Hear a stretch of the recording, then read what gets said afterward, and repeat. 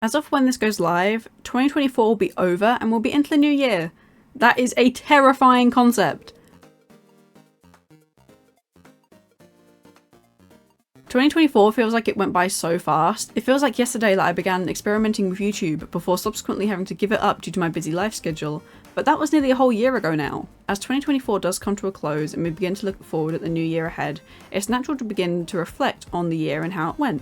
At the latter half of this year, I was kind of pushed into the deep end of doing art full time immediately out of university, and it's felt like a blur ever since I tried to figure out things like universal credit, business startups, disability eligibility, financial tracking, and literally everything else that keeps me awake at night nowadays. I did a lot of self-reflecting while working on my business during the last few weeks of December, the first of which you will see in the background of this video as it goes on. In this video, I want to put my reflections into words, going over 2024 and all of its ups and downs in my artist and professional life, as well as go over my plans for 2025. There may be some goals that surprise you, considering where I am in my art journey, but if that sounds interesting to you, feel free to sit down with a warm drink and your own artwork or whatever you want to do, and let's begin.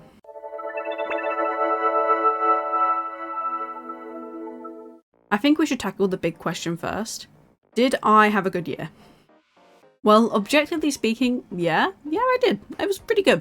But that doesn't mean there weren't times where it kind of felt like the worst. My biggest achievement this year was graduating university. With a first, no less. I got a first, and I was really proud of that. I completed my BA in illustration and animation, saw my grad show display take form, and then I did the walk and collected my diploma. Finishing university and getting my BA felt amazing, but the prospects of what would happen after was absolutely terrifying. I was now pretty much on my own. There was no tutors for guidance or support officers to ask for help, and I was truly alone in my art journey now. On a local scale, at least. That was really isolating at first, actually.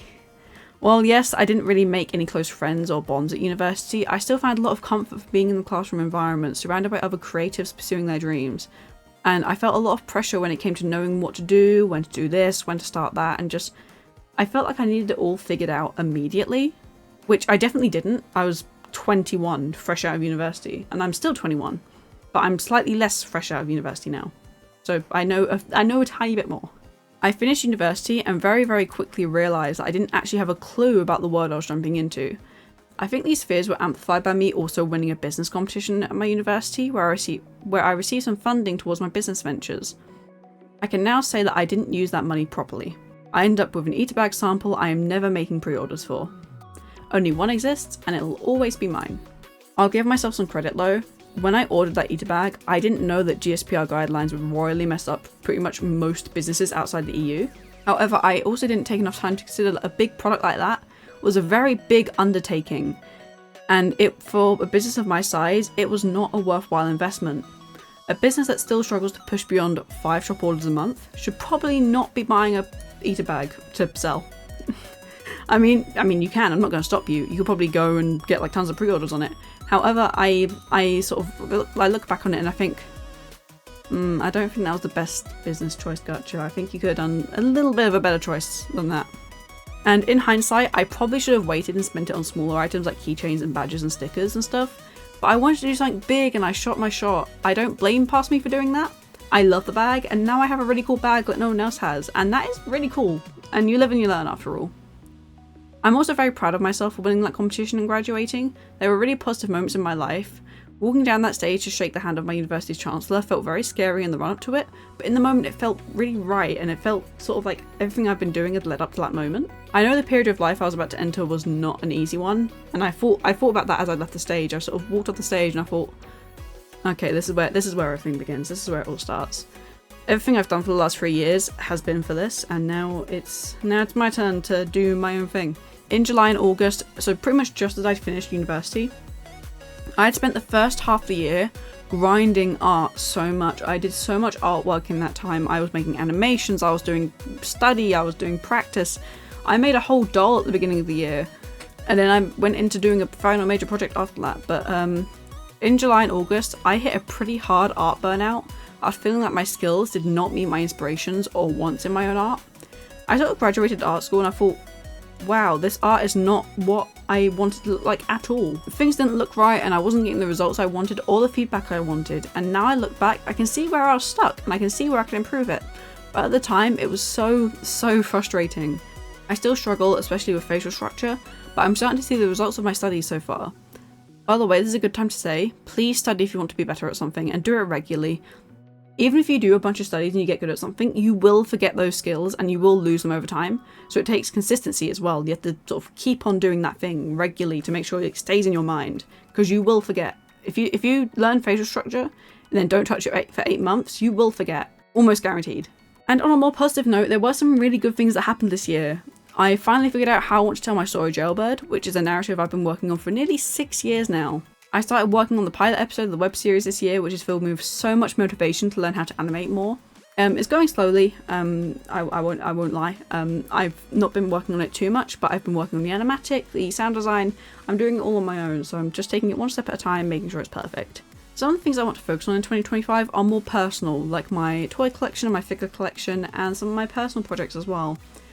During the latter half of this year, I haven't been able to afford new figures or toys for my collection, which have been making me feel pretty down, because my collection inspires a lot of my work and what I do. But hopefully as time goes on, I'll be able to start collecting again, but for now I need to focus on more important things. But what I like to do in the meantime, to make it feel like I've got new stuff, I like reorganising my space.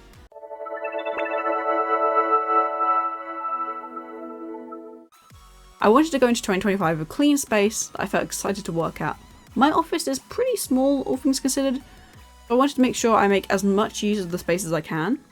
I picked up these new storage bins from B&Q to store all my products in. I actually had the larger versions already, but I found them way too large for most of my products.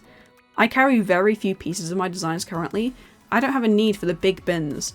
These tiny ones work just fine, and I can fit 25 to a shelf, which is a ton, and it means I can use the entire shelf as well, like the full height. Getting all my products sorted in the bins was so satisfying, and I plan on making cute little tags to add to the front of them as well, with all the SKUs and the sort of product titles and everything like that. I also had a big move around of my monitors, my printer, my cutting machine, etc. I've been stuck with things in the same position for a while, and I knew it just wasn't working for me.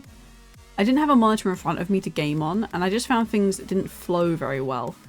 My printer was out in the open, and I wanted something more hidden, so I put it on my lower shelf and made my top shelf a space for my art supplies and my collectibles. My label printer finally got its own spot under one of my monitor stands, and my cutting machine was moved to a more stable shelf. I still have a lot of art supplies in bins and boxes and various places in both my office and my bedroom, and one of my goals this year is to use all of those up. I still have lots of air dry clay, so maybe we'll do a video on making clay pins or trinket boxes for my shop. And if anyone has any good suggestions, I might make a video on it, because I want to make some more like handmade like products and videos this year. Not to mention, midway through writing this script, Christmas happened and I got a 3D printer! That was a totally unexpected gift, and a 3D printer to me has always felt really out of reach, you know, even though I've wanted one for a long time. My dream is to make figures and stuff for my shop, and that is really the end goal, like figures, toys, collectible pieces of various kinds that I 3D model myself. That doesn't mean I have to 3D model though. I'm not very good at that yet. I don't know how to sculpt. I've made one model before though. I've made a low poly version of my original character Idex.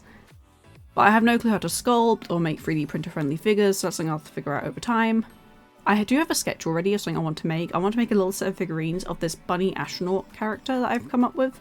He's like a cute little chibi guy, and he has a little carrot jetpack and it's really cute. Anyway, this is my space now, and this will be the cleanest it will be for a long time. I do have a habit of holding off on cleaning up my office and my bedroom until it feels like a really overwhelming task. I do see some people have these daily, weekly, monthly cleaning to-dos. Maybe I'll try one of those and add it to my Hobonichi planner. Speaking of the Hobonichi, oh my gosh, I am so excited to use it this year. I did cheat a little bit, and I've already used some of the grid pages to start early, but I'm excited to see the rest of the journal fill up over 2025. Let me know what you're using to journal, plan to do whatever you do in books this year.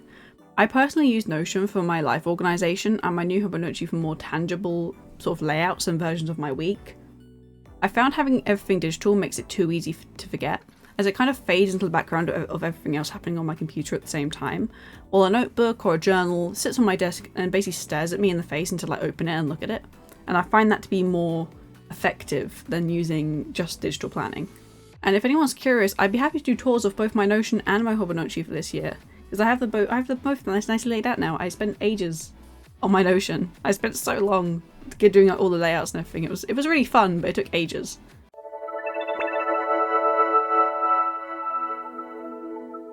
This year, I wanted to make tangible but aspirational goals. I've also broken them down to categories and platforms. For YouTube, the goal is 2 long-form posts a month, with at least 1 edited short per week. While I don't like to make number-based goals, it would be very, very nice to reach 1,000 subscribers this year. I think that would be really nice. If it doesn't happen, that's okay though. It's just something I'd like to see happen, maybe. As for TikTok, I eventually want to be posting on a daily basis again. I used to do this for a little bit last year, but it's a very, very big undertaking, and it takes a lot of planning to do that. But I'm starting off with every 2 days, and I'm going to go to every other day, and then I'm going to try it every day, and sort of throughout the year, slowly build up to doing that.